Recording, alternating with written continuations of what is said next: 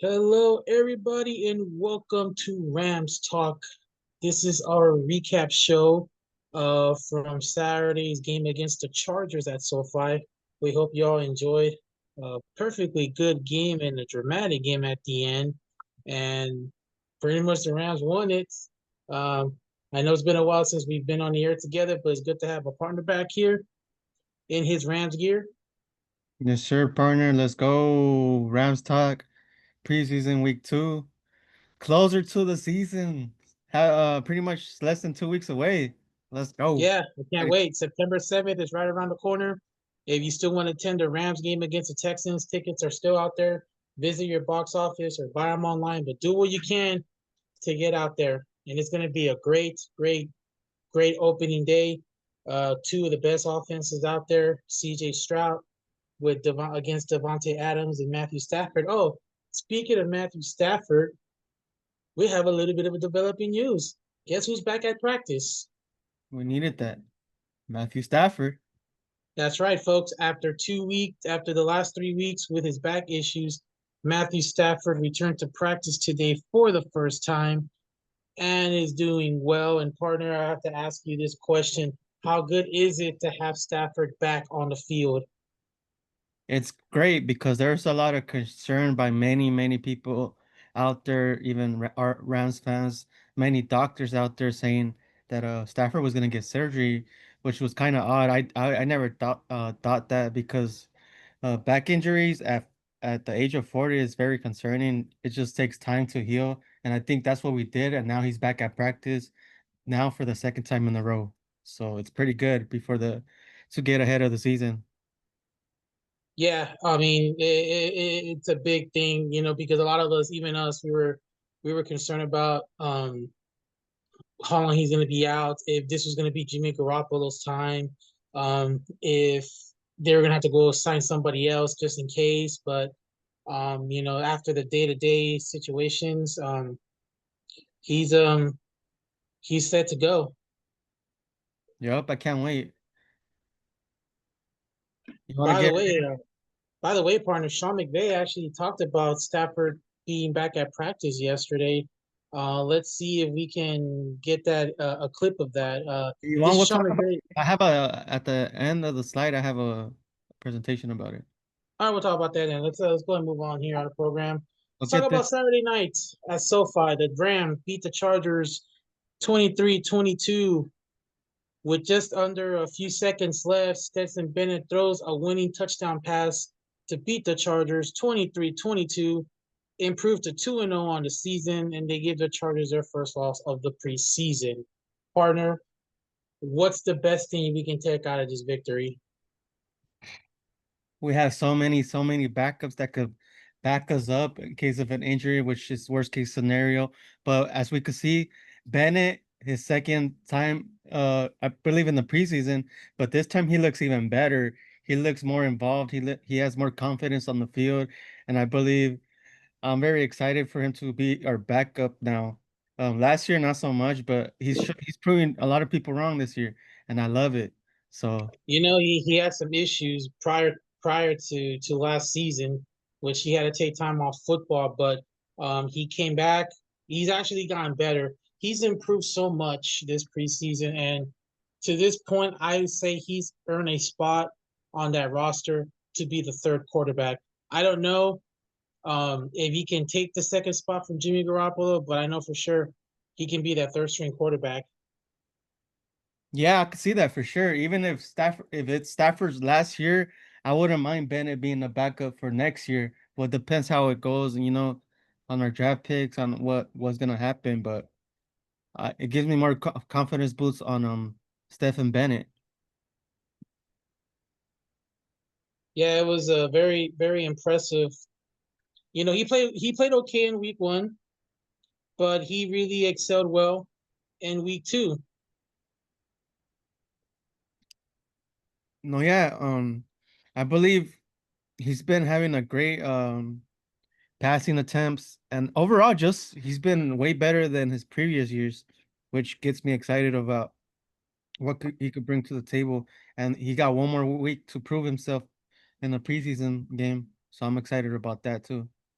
Yes, Rams do close out the preseason on the road to take on the Cleveland Browns this week, and then we look at the stats from Saturday.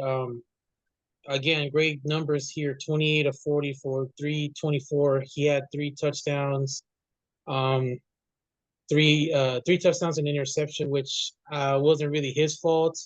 But he actually played like Stafford. I mean, you look at how he was just passing the ball, calling the plays, calling the audibles, and just trying to find the opening receivers as he hit Mumfield in one of his touchdown passes in that first quarter, Mm. which gave them the lead. And there were some passes that he probably wish he had back, but overall, I have to give him an A. Hell of an effort for Stetson Bennett, partner.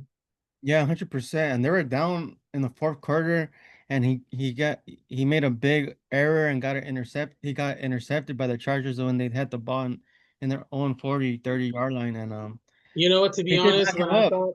when that happened, I thought, okay, this is done, this is over. But then he got the ball back one more time. I Shout out believe he drove them downfield, and also, yeah, they had help with penalties, but still, he kept his cool and then hit that touchdown at the end of the game. Yeah, and shout out to the defense for stepping it up once again the whole game. I feel like They did. ever since even that first quarter when the Chargers played Justin Herbert and their starters, I feel like we were going at it like it was a regular game, and I loved it. All our tackles, everything that we were doing, it's just incredible what our defense could bring to the table. As we see some more stats here on the show, uh, the running game seems to be a little bit of a lack, which I think they need to pick up a little bit. I know they're evaluating the running back situation behind Kyron Williams, but you look at these guys, Jarquez Hunter, he had 55 yards. He actually led the team. And then Cody Schrader, 48 yards rushing. Blake Corum, he actually got some action, 22 yards on four carries. I mean, guy averaged five, almost 6 yards a carry. And then you look at Xavier Smith, and then Bennett actually had to run it twice. But I'm looking at this, and is it a concern for the running situation? Do they have to like have a backup running back in case Williams struggles? Out of those guys, who would you pick to be the backup running back? I don't think there's a struggle. I think they're just figuring out who's the better man. We pretty much have a three-man dragon in that runner back for our main roster. So it's gonna be between I for sure between I think we're gonna keep them all though. I think we're gonna have a four-man runner back. Is that possible for the 53? It depends on the roster situation because remember they got to get down to I believe the 53-man roster after this. Because it's the last preseason game, so they got to get their rosters for the regular season. So it'll be interesting to see what will happen on that situation as we look at the receiving core. Presley, 6 catches, a buck two, and then you Presley. look at Williams, 2 catches, 46 yards, a touchdown. Edwards, 3 nabs, 32 yards, a touchdown, and then you look at Monkfield, who had the opening touchdown. I mean, out of these receivers, who would you put out there with Puka Nakua, Devontae Adams, Tutu Atwell, even Tyler Higbee? Who would you pick out of this group? Between Xavier Smith and Brennan Presley, I'll say Xavier Smith has been with us these previous couple of years, and he came. I think we got him, and he's done a couple of good plays that from what I remember. And this year he's just bringing it again into the playbook. And Brennan Presley had a big game and a huge catch in that fourth quarter, a deep pass by Stephen Bennett, in which he caught that put the Rams in position to score and win that game. So it's gonna be but there we have so many weapons. I believe in Konoto Muffield as well as we talked about previously, his spring training games in which he contributed and caught a lot of eyes. So it's gonna be a big one between Xavier Smith, Brandon Presley, and Konoto Muffield. So we'll see what it holds in the future for the Rams WR depth chart. I think one of the receivers I'm looking at, I agree with you, Presley and Smith. But one of the guys I see is actually starting to pick up his game is True Edwards. I mean, he actually averaged 10 on Saturday he averaged 10 yards per catch. So he's actually one could be one of those third down receivers where if it's third and 10, maybe third and 15, you could turn to him to get you a couple yards or get you the first down. So I'm looking at him. I mean, I'm looking also at at Mumfield, who actually caught that touchdown in the beginning, who beat the defense to get open. So there's a lot of speed on his receiving core that they have right now on this B squad team, and hopefully they can make the right choices and decide who they can keep. But very impressive numbers for Yeah, the and I Rams. yeah, and I think next week we'll see these same players on the field to see who could get that job and get locked into the 53-man roster. And we'll see what happens next week for sure. But we'll be expecting all these players to play. That's Yes, indeed. As we move on, do want to talk about the Chargers a little bit since they are our LA team as well. How surprised were you that Justin Herbert started? He never usually plays in the preseason, but this is the first time he actually played. So was that a good move by Coach Jim Harbaugh, or Yeah, that one got me off guard. I think it's just, 1 week closer to the season, they want to get stuff adjusted just to see. I feel like they're gonna do it again next week, but I feel like this was just like a little warm up. But it did cost the Chargers because I'm not sure, but I think one of their wide receivers got a concussion in that first quarter. yeah, it was on the first possession. It was a scary hit, and I think it um, was one of their starters, Quentin Johnson, I believe. yeah, it But was just. I mean, it was just. But here's the thing, though. What really got me really surprised is that Harbaugh didn't plan this. Herbert actually went to Harbaugh and said he wanted to play. So does that show that there's a maybe a concern on Charger land regarding that? I mean, yeah, he played a series of, but still, I mean, do you want to risk your starter? I mean, look, the Chargers have had an issue or history of gambling on starters. We saw what happened with Brandon Staley a couple years ago in the playoff year. He lost a tight end at the end of the season against the Broncos, and then they had that heartbreaking 20-point lead go down. And then you look at here again, Herbert goes to Harbaugh and says, I want to play. Harbaugh says, okay, you play a series, but still, is it a big risk to let your starters play, knowing that there's been injuries already enough around the NFL and a lot of starters are going to be out?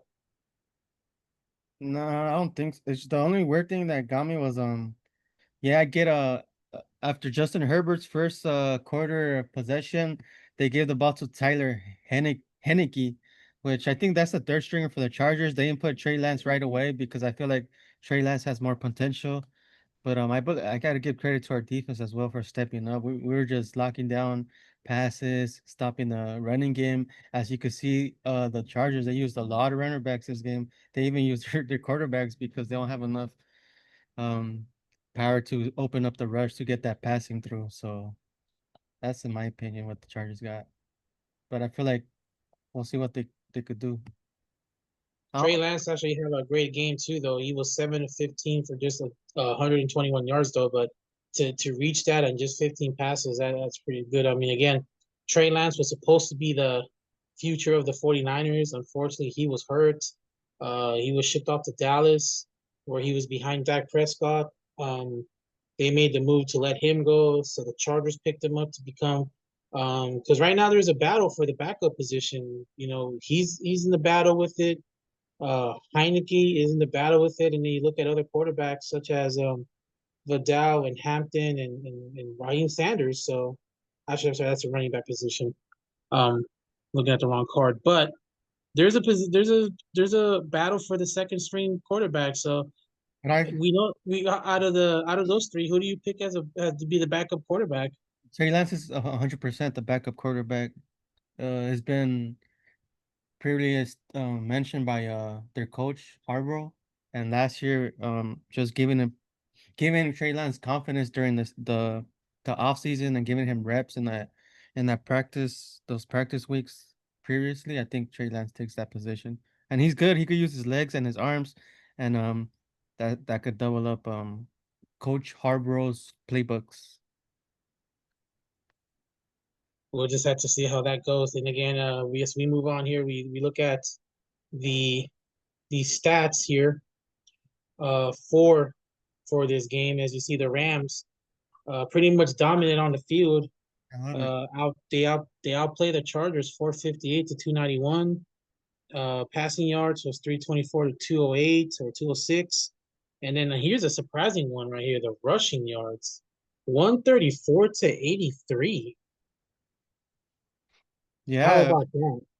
we are well, each of our running backs had 50 yards. So Hunter and Cody Sherpert, sorry if I pronounced his name, but he's been coming up clutch these last couple weeks. He came out of nowhere. And Corum, I could see that. Yeah, I love it. The only from all these stats, the one that gets me more excited was only one sack allowed, which I freaking like. Yeah, the offense really stepped up. We also look at more stats. The first downs, it was Rams won that one. Uh, third down efficiency was the same. And then you look at fourth down, that was really impressive because those four attempts was in the fourth quarter. Also on that last drive, they went 2 for 2 in that final drive. Yeah, I love our aggressiveness. The coach who's been playing covering McVay, he's playing aggressive and depends on how we bring the ball up the field, and that's what how the fourth down goes down. But I love it. 50% on 2-on-4 is very great. We just outplayed them pretty much from the stats section of it, even though we almost lost. There was only one turnover in that game, and that was in the fourth quarter. So it was a pretty clean game for both teams. But again, Rams pretty much play well, is which will brings us to our portion of the show is what we like to call the 5 observations of this past weekend's game. As we take a look at our quotes here, ice in his veins. We look at the player of the game for Saturday, which in my view goes to number 13, Stetson Bennett. Guys, the Rams on a winning touchdown drive, just less than 20 seconds. Yep. Now we talk about the 5 takeaways from this Let's go. 23-22 win. Let's get to our first points. And it is the man of the hour, Touch man. Stetson Bennett. Yep. I, Yeah, so I we were tell you, talking. he looks like a pro partner, no doubt about it. Yep. He's a how you say NCAA champion or the college champion. He's a college champion, but he is playing like a young Matthew Stafford, the way he was out there on Saturday. And I know Pat Stafford was there coaching him too, and so was Jimmy Garoppolo. But the way he came out there on Saturday shows that he has improved. He's upped his game. He deserves to be on that third string quarterback position, and he's the future. If they can continue to work him in the system, he will be a future of the Rams. I agree with you. Right, I agree with you on that because this look at those amazing stats. Like a lot of people say it's preseason and stuff like that, but what he has overcome, he missed the whole season due to injury. Stuff behind the scenes that not a lot of people know about, and for him to come out this year and start firing and having 2 wins under his belt already, my my, it might be 3 wins next week. The way he's playing and the team. I mean, I was very surprised though that they gave him the opportunity to throw because he was throwing the ball great, like throwing the ball a lot. He had 40 pass attempts, and I believe he was like the highest passer of that night. Yeah, he was. He went 28 to 40 for 324, 3 touchdowns. The one interception, which didn't look like it was his fault. Man. But one of the things I did mention was his pass. He threw a 38-yard pass down to Mario Williams that looked like a laser, Laser, that looked yeah. like a sling, and that was at the end of the third quarter. That kind of like got the momentum going. And he was able to rebound from that interception too, which is why I find very impressive because in a close game like that, when you do a costly turnover, you tend not to get over it. It still's on your mind and it just affects you for the rest of the game. And we saw that in the divisional game against the Eagles, where Stafford had like 2 turnovers in the fourth quarter, and like he was rattled by it. Even though the Rams almost won, but still, one thing that you have to learn in crucial crunch time is you got to keep your composure. If you make a mistake, he threw the pick, it didn't affect him because the defense bailed him out. That's the Yeah, one of the impressive points I see of this young man. He definitely has a future, and his future is here in Los Angeles. let's go. I love it. I agree with that statement. He showed his professionalism to stay calm after that bad pick in the fourth quarter, but he repaid it back and got that clutch victory in the end of the play.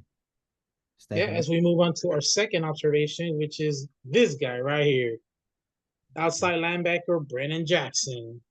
2 sacks in the first half, and he got Justin Herbert as well, gave him his calling card, which maybe led to him benching for Trey Lance to not get him hurt. What was your outtake of this performance, though?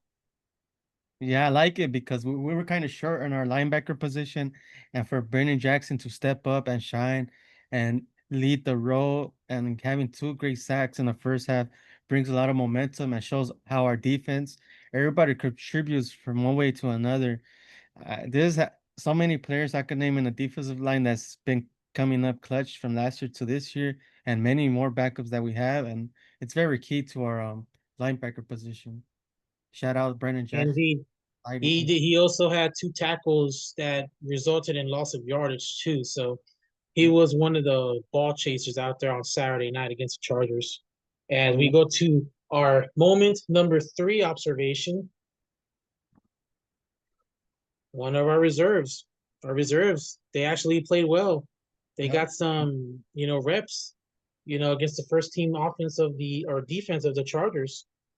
Oh yeah, we And did. yeah, even though here's the thing, even though the Chargers were planning to play a lot of their starters on Saturday, they did, but it was just for one series. So felt a little disappointed because the way they were making it sound like they were going to play for maybe at least a quarter, maybe at least a half, or maybe 3.5 quarters. I don't know, but I was a little disappointed to see that. The Chargers played their starters just one series. The way they made it sound is they were going to play more. So I mean, We I didn't don't know want that about that. smoke. Or the Chargers didn't want that smoke against our preseason team, man. We've been so good. Our chemistry in the locker, I think, is building more and more. And as we have a picture of Konoto Mofield, as you mentioned earlier, he scored the first touchdown for the Rams with a great passing route. I believe that's one of Sean McVay's playbooks, and he uses that he used that play for Cooper Cup when he used to play with us. So Konata Muffield used it and got that touchdown wide open, in which we love to see from a rookie. I can still tell that losing Cooper Cup has really affected the way you were bringing that up. But it's okay. I still feel it too. Yeah. But one thing that got me impressed was against that first team, Oh yeah. they only allowed a field goal, which is like very impressive for the Rams defense. They Yeah. just allowed 3 points. You figured, okay, they were going to go down, hit 7, but some Oh, key stops and just pressure resulted in 3. And then when the Rams got the ball back, that they went on a 9-play, 60-yard drive, which took some of the time in that first quarter. yeah, and I feel like that kind of made the Chargers take off their starters, especially with those injuries in that first quarter. I feel like they kind of little pushback. If not, I feel like they would have played at least a half. What about you think the Rams will start their starters by any chance next week, or still too early to tell on that one? I'll tell you right now, if I was Sean McVay, I wouldn't risk it. You already know that the season's right around the corner. We're about 3 weeks away from Houston, and this is what did them in last year early, losing key starters, and that's something I would like to see different this year. I like to see this team get up to that good start they did the year they went to the Super Bowl.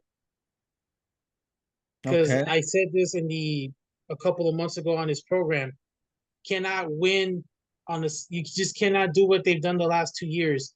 Get off to a slow start and then finish strong. Yeah, that It can happens happen. rarely. They've done it 2 years in a row.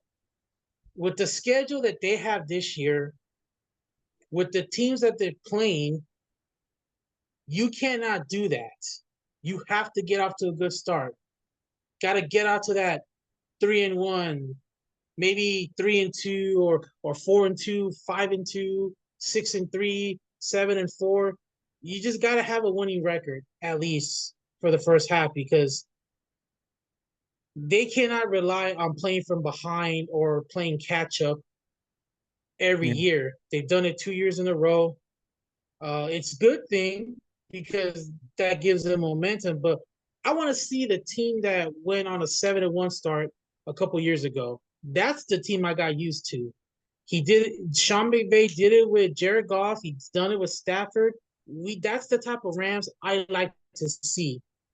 With the And additions they have, I know we lost a great player in Cooper Cup, but we have a leadership in Devontae Adams. Puka Nakua is healthy. We still have guys like Tutu Atwell that needs to prove himself, which will give him more confidence and motivation to get out there. And then you look at these receivers that we have. This is a good team that cannot be beat. As long as that defense is playing hard like they did on Saturday, making plays, making stops, getting off the field. If they can do that throughout the season, nobody's gonna want to play this team. yeah, I agree. And I feel like this year we're gonna have those kind of starts. We'll get a 5-1, 6-1 start. We'll love to see that. Like how we did it during that Super Bowl run. And can't wait to see that going. As we get into number 4, Sean Doltlick. Sean, don't call me Dolick, has a target, but how about the way he played on Saturday? He's actually the leader. He was a leader on the field. You know, he was the one that was calling the audibles, calling the signals, pretty much telling the defense what to run under defensive coordinator Chris Shula. And this is another linebacker. We were just talking about Brandon Jackson, who was a linebacker doing great. And this is another rookie inside linebacker that we got who's playing key role on the defensive side, as you mentioned, playing primary communicator, which is key from a rookie. You don't really see that much, but his hustle, his tackling, his I've been watching his film a lot. He's everywhere. He knows where the ball is. He knows how to how where to target the quarterback on where he's looking or where he's targeting. He's always there in every play, each tackle. So I love that from him.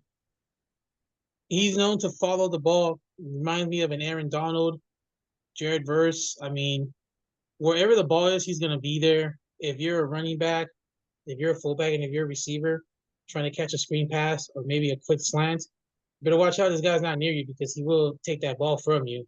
Mhm. And I think under more guidance for Chris Shula, this guy is gonna be like one of those make play players on this defense. And I still like to know how how this defense is going to be bad. I've seen it from other analysts saying that this defense is not going to be good. In the first 2 games of this preseason, I've seen a dominant defense. So Yeah, where in the hell are they saying that this defense is going to struggle with Chris Shula? yeah, and it's not even our real defense playing. It's most of our reserves and rookies. So imagine that if our real defense were on the field with them. That just shows how deep of a team we are in that defensive side.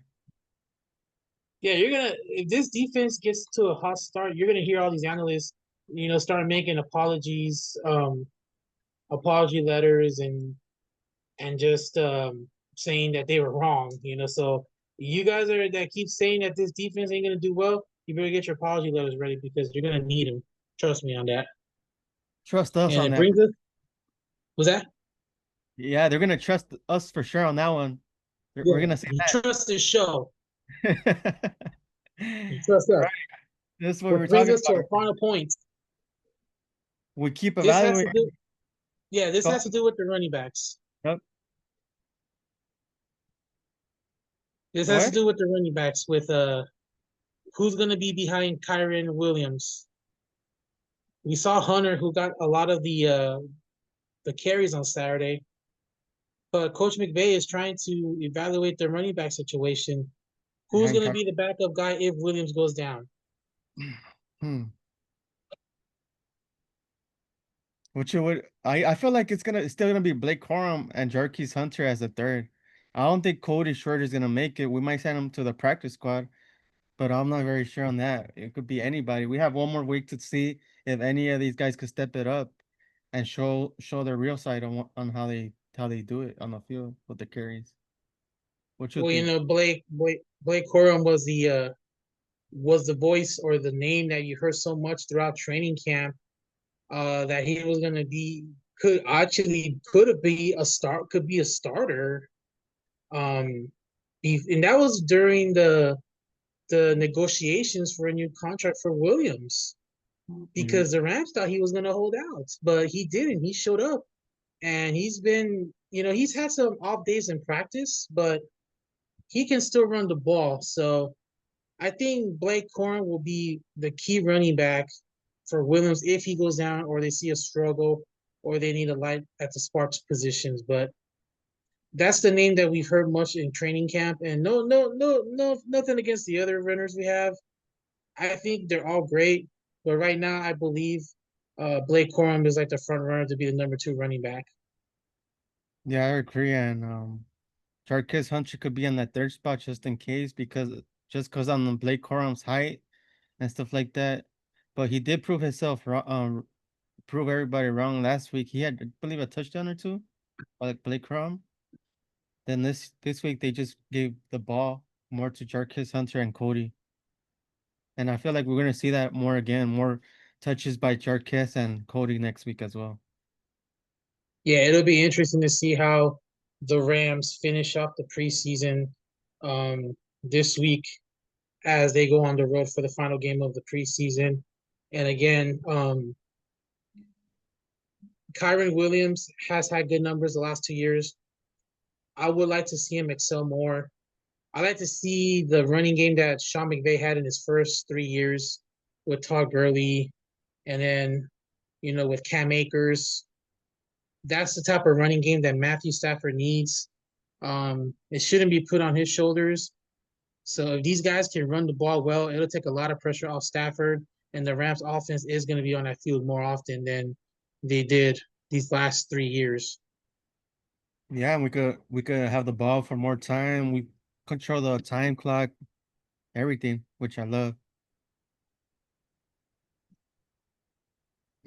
I believe. Oh yeah, one more extra bonus coverage. As we were talking about Yeah, go ahead. Presley, who had a career high of 102 yards with 6 catches, and that ranked him fifth overall in receiving yards during the preseason. I believe his biggest catch was that bomb in the fourth quarter by Stefan Benson, and this guy just jumped over 2 guys. This guy is not the tallest, but I believe he came out of Oklahoma State. I'm sorry if I'm wrong on that, but a lot of people he was great in college, and I went on YouTube and watched his film, and I'm not surprised he did this last week, and we'll see him again next week, and I'm excited what this rookie wide receiver could do as well. We have so many wide receivers, This is this is one guy they definitely need to keep. and he's an undrafted free agent, so that's a steal.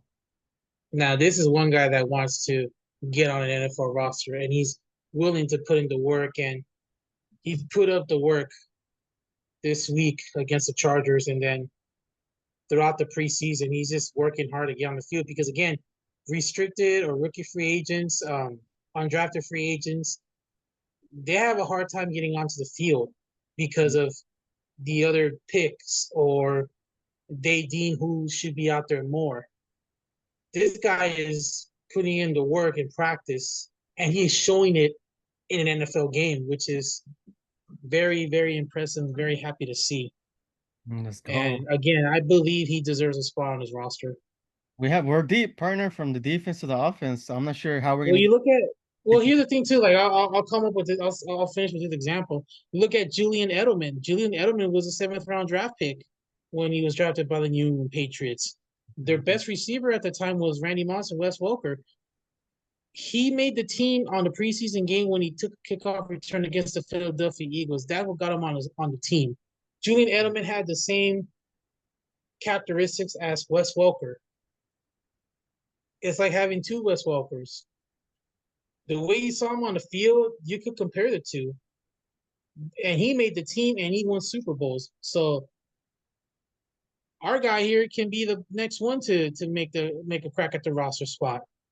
It doesn't Yeah. matter if you're a 1st round pick or a 3rd round pick. Even a 7th round pick can make a difference. You look at what Tom Brady, um, he was a late round pick. You look at Brock Purdy, he's been to 2 Super Bowls already for the 49ers. Yeah, that proves that no matter what you draft or you don't get drafted and you put in your work and you show your ability on that court on that turf and field, there's always possibility for you to make the roster. And those are always great stories to see right there. Yeah, and those are stories that are continue being told for the young people that want to make it up in the NFL or any other league. I mean, Right. that's a nice story to tell, no matter, because these guys were deemed to not make it, but they ended up making it. You got one who's like a 7-time champion. You got one's a 3-time champion, and then you have a quarterback that's still in his prime, and he's taking the 49ers to the next land, which I don't know about this year though, but he's done it before. Yes, sir. Yeah, he took over for Jimmy G too. So We could see some, yep, stories like that are magical. And there's one other key pictures I loved after the game. That chemistry, our wide receivers, Adams, our veterans, our rookies, just hyped, excited. W's in the chat because this is gonna be a great year for the Rams and all Ram yeah, fans we of actually the world. and we actually have an audio clip, and this was in the Rams locker room after the game on Saturday. Let's listen to it. Oh, Talk about finishing the game the same way we started. Our style of play. Playing fast, man. Running in the sound, attacking in situations when we're ready. Hold on. When it matters, man. Again, if we stay this tight, we stay this connected, and we play all 4 quarters, man, the league got something to do with it. The league got something to do with it. Now, this time I just got to get the game ball. Back in the ball, You are.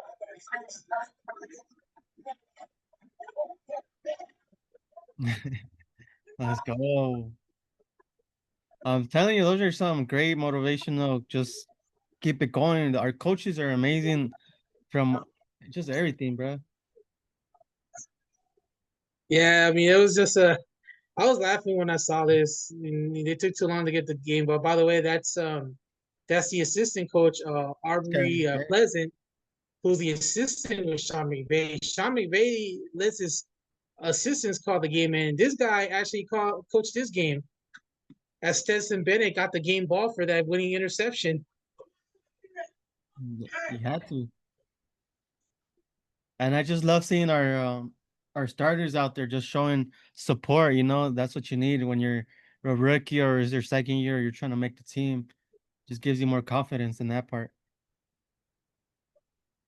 Yeah, I mean that was awesome to see, And I know there was an audio issue, but he said hell of a win to close that out. So It that was. is the special thanks to the Rams for locker room access to see that. And again, as Coach Pleasant said, you play 4 quarters. That's how you win the game. Exactly. You win the game when it's 0-0. Yeah, till that time runs out. Gotta battle through every second. But Indeed. And partner, then again, we mentioned this at the beginning, update. Most the recent. updates. Go ahead, partner, report this one. All right. So finally, after weeks of many people think Stafford might not come back. He's gonna get surgery. His back is not ever gonna be the same. But we took our time. We finally got an update, and as of yesterday and today, Stafford has been officially back in practice. His first time back to back days, which is trending in a positive direction, as McVay mentioned. And let's see how it goes for the rest of the week. And I don't think he plays this week for preseason. It's too risky to even do that. But I think No, there was no plans to play him in the preseason even before this injury, so we uh, don't have to worry about that. But McVay did talk about his recovery and then the return to practice. Let's take a look at that. so It's good to be able to have Matthew out there. He did a good job today. I thought he looked good, but I don't really have any updates. I think there was a lot of intended information, but there's no updates. We're going to keep it a day and really a week at a time. But it's great to be able to see him out there today, and we'll see how this afternoon goes and tomorrow. So there's still a little bit of a of a speculation there, partner. I guess we can agree on that. But still, how good is it for him to be back out there? 100% great, man. You need to build chemistry before the weeks of before the weeks of a new season. We might have a little bit of new players in the system, Adams or like other players of the O line just to get adjusted with Stafford, because Jimmy and Stafford, you can't say they're the same quarterbacks. They have their own way of farming stuff, but I feel like Stafford is a future Hall of Famer, and the ball in his hands, he could do anything, and he could bring the team along. And him healthy is a great start for us, and for him to be on that field.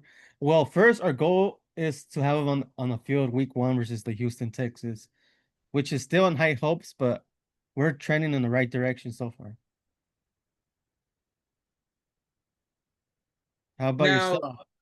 well, here, well, I'm just glad he's out there first because there's been concern because, and before the show, I was listening to the sports talk shows across LA. I listened to the Herd this morning with Colin Coward or Coward, I think that's how it's pronounced, and he was excited to see the Rams back, Stafford back, but he was saying before, like, there was a concern. If he didn't practice this week or if he didn't play week 1, there was a chance that the Super Bowl title hopes will just go up in flames. Look, that's why they have Jimmy Garoppolo. That's why Sean McVay kept Jimmy Garoppolo, because Jimmy Garoppolo has had the experience of filling in for backup quarterbacks. And I'm not talking about San Francisco. This goes back to when he was a Patriot.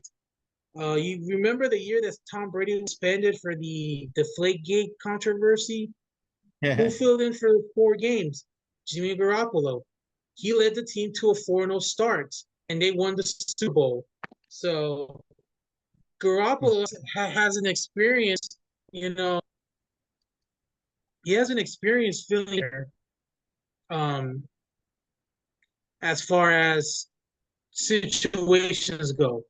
He filled in, and then that's what got him to the 49ers in a trade. Excuse me a second. No, yep. Yeah. And even if Stafford is not ready week 1, I believe the confidence of Jimmy to take over that ball and do what he has to do. He's like you mentioned, he's done it many times. So I could see it.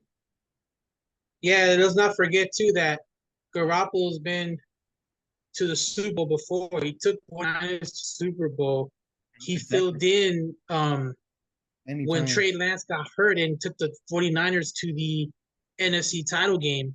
Yes, we know that he had a bad stink with the Raiders, and then that whole thing about him being suspended for taking an illegal substance, but that was for his back problem. But then comes to LA, he plays in the regular season finale, which he played very well. He threw for over 300 yards. They could have won that game, but he's actually shown, more hope in practice as well.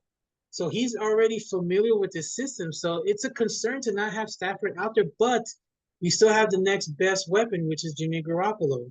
Yup. I He's love played the Rams so many times that he even knows the system that Sean McVay runs. So and that's he's why he's so comfortable. yeah, and he's been with us the last couple of years. So it's a little bit of everything. He knows everything on what is He's been here. Well, he's he's been with this team in his 3rd year now. He's going to his 3rd year. He's been with the 49ers for what, 5 or 6 years, and he's years. played against the Rams so many times, even in the playoffs. So if Stafford goes down, Garoppolo will step up. Now, Yeah. is it gonna be his team going forward? That's still up in the air. That's another debate for another time. Yeah, 100% on that, partner. You couldn't have said it any bit better. But overall, I'm just excited about on our rounds, brother. We have a deep chart, and we'll see who makes it to the 53-man roster. I'm not sure when they announce it, like after last week's of preseason training or what, but hopefully after this preseason game, that's the last of it, right? Just this the last week of preseason training. Yeah, after this game, it's just pretty much getting ready for the regular season. They got to do Woo! their cuts. They got to cut down the roster spots. So we will still update you. 2 more weeks, That's why partner. it's Ball's important. back. 2 more That's why it's weeks. important. So it's important to follow us because we're going to be posting videos on updates as well with the latest updates on the roster situation. Because again, they got to get down to a number before the season starts. So it's important that you subscribe to our page because we're going to update you as well, and we're going to have more episodes, which More takes us to the end of this episode, Sally. Yeah, well, I want to thank you, everybody who's been subscribing, liking, viewing. Make sure to keep supporting. We're gonna, we're close to the season. It's right around the corner. Football won't stop until the end of February. So this is a great sighting. Football's gonna be on Tuesdays, Mondays, Wednesdays, Thursdays, Fridays, I believe, this season. So it's gonna be a full week of football some week. So I'm just excited. Another great episode down. The Rams are 2-0 in preseason. We're gonna make it 3-0, even though we're underdogs by Vegas every week. I'm not sure why, but we're gonna make it 3-0 this year in the preseason. Yeah, we'll see. And then again, we want to thank everyone for tuning in today. Again, in our next episode, we'll preview the last matchup, and then we'll do a post wrap up as well as we get set for the defense of the NFC West title crown for your 2025 Los Angeles Rams. Let's go. And Jay, before we go, any last words? Just another day, another podcast partner. We'll be back with that post game, pregame for the Browns, which they have Saunders. Everybody's talking about it. Everybody around the world. So we'll see how we play versus them. But let's go, partner. Yeah, we will. And then again, and with the semester coming up too, we're going to be taking this to the podcast room. So Oh, stay tuned for that as well. We're looking forward to that. But again, for us, we thank you guys for tuning in, and we'll see you guys next time here on Rams Talk. peace.